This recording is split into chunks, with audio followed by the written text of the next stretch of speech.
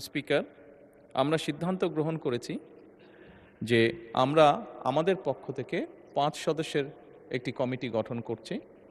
আমি আপনার মাধ্যমে বিরোধী দলীয় নেতা এবং বিরোধী দলকে অনুরোধ করব, ওনারাও যদি 5 জনের নাম দেন তাহলে এই 10 জন ব্যক্তি বসে এই বিষয়গুলোর উপর আলোচনা করতে পারে।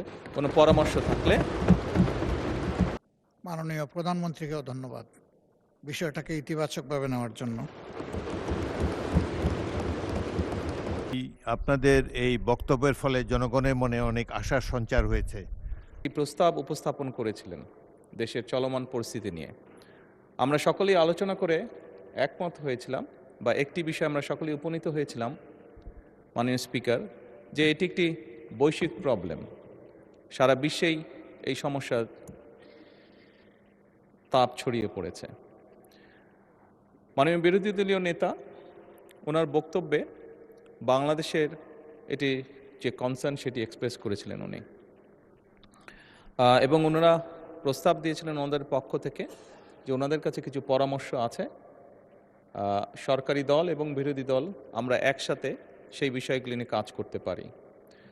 মাননীয় স্পিকার, আমি আমার বক্তব্যে বলেছিলাম বাংলাদেশ জাতীয়তাবাদী দল সকল সময় দেশের স্বার্থে, দেশের মানুষের স্বার্থে যে কোনো আলোচনা যে কারোর সাথে করতে প্রস্তুত রয়েছে। তারই প্রেক্ষাপটে মাননীয় স্পিকার, আমরা সিদ্ধান্ত গ্রহণ করেছি যে আমরা আমাদের পক্ষ থেকে 5 সদস্যের একটি কমিটি গঠন করছি। আমি আপনার মাধ্যমে বিরোধী দলীয় নেতা এবং বিরোধী দলকে অনুরোধ করব, ওনারাও যদি 5 জনের নাম দেন তাহলে এই 10 জন ব্যক্তি বসে এই বিষয়গুলোর উপর আলোচনা করতে পারে। কোনো পরামর্শ থাকলে। কোনো পরামর্শ থাকলে এই কমিটির মাধ্যমে সেটি সরকারের কাছেও আসলো, এবং সরকার সেটার মধ্যে কোনো বাস্তবতা থাকলে অবশ্যই সেটি কার্যকর করার উদ্যোগ গ্রহণ করবে। আমি মাননীয় স্পিকার আপনার সামনেই নামগুলো এখন উপস্থাপন করতে চাচ্ছি আমাদের পক্ষ থেকে এখানে মাননীয় জ্বালানি মন্ত্রী জনাব ইকবাল মোহাম্মদ টুকু, প্রতিমন্ত্রী জনাব অমিত, এবং মাননীয় সংসদ সদস্য এবি আশরাফ উদ্দিন নিজাম, লক্ষ্মীপুর 4, মঈনুল ইসলাম খান শান্ত, মানিকগঞ্জ 2, মিয়া নুরুদ্দিন অপু, শরীয়তপুর 3। এই 5 জনকে আমরা প্রস্তাবনা করছি। মাননীয় স্পিকার, আমি বিরোধী দলীয় নেতাকে অনুরোধ করব ওনাদের পক্ষ থেকে নামগুলো যদি দ্রুত আমাদের কাছে দেন তাহলে এই কমিটি দ্রুত কাজ শুরু করতে পারবে। ধন্যবাদ মাননীয় স্পিকার। মাননীয় বিরোধী দলের নেতা। মাননীয় স্পিকার, আপনাকে ধন্যবাদ। মাননীয় প্রধানমন্ত্রীকেও ধন্যবাদ বিষয়টাকে ইতিবাচকভাবে নেওয়ার জন্য। আমরা আশা করি এই সংসদ জাতীয় সকল সমস্যা সমাধানের কেন্দ্রবিন্দু হবে ইনশাআল্লাহ,